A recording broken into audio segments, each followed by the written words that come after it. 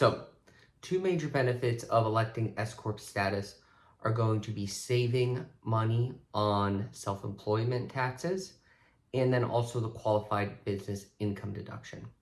So in one of my other videos, we talked briefly about self-employment taxes. Essentially, if you don't have an S Corp, your profit is going to get hit with 15.3%. If you do, your distribution / profit or amount you're receiving from K1 is not going to get taxed on self-employment, just your W-2 income that you pay yourself. Remember, you have to pay yourself a reasonable salary with an S Corp.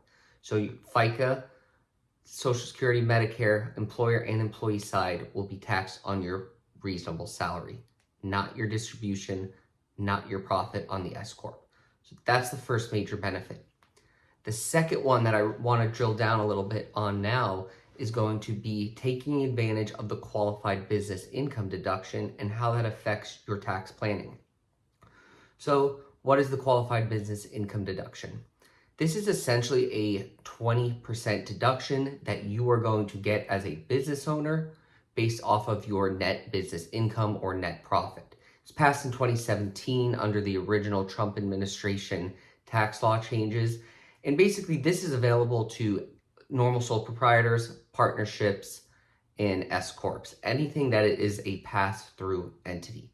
So essentially what's happening here is if your income is $200,000, your business income, you are going to get a $40,000 QBID, qualified business income deduction, on your 1040.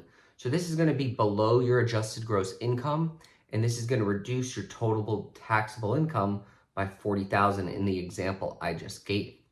Now, there are some catches with this. There are some phase outs and basically that you have to take into account when tax planning with your CPA or tax strategist.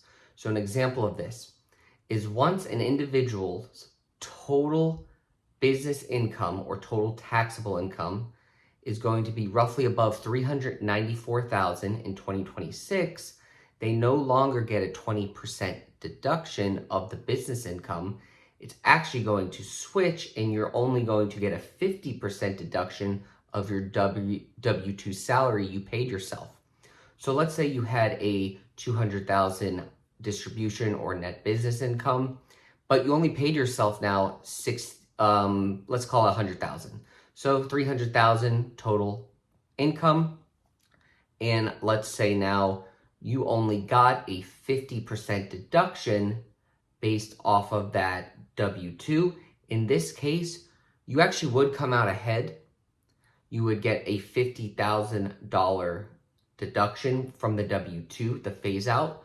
But if someone was to, let's say, maybe you pay them a reasonable salary of only $60,000 in this scenario, then they would have only gotten a $30,000 deduction from the W-2 instead of what they might have thought, the business income deduction of $40,000, which was the $200,000 times 20%.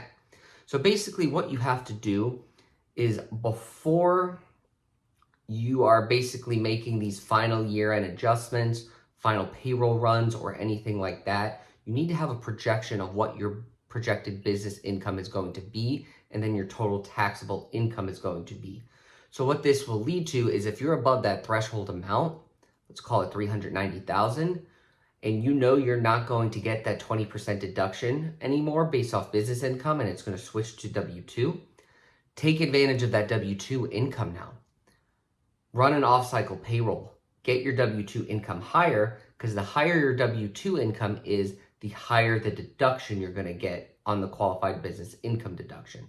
This is quite a in-depth topic that I'll probably talk about more in the future, but it's something very important to know for high income earners that have S Corps.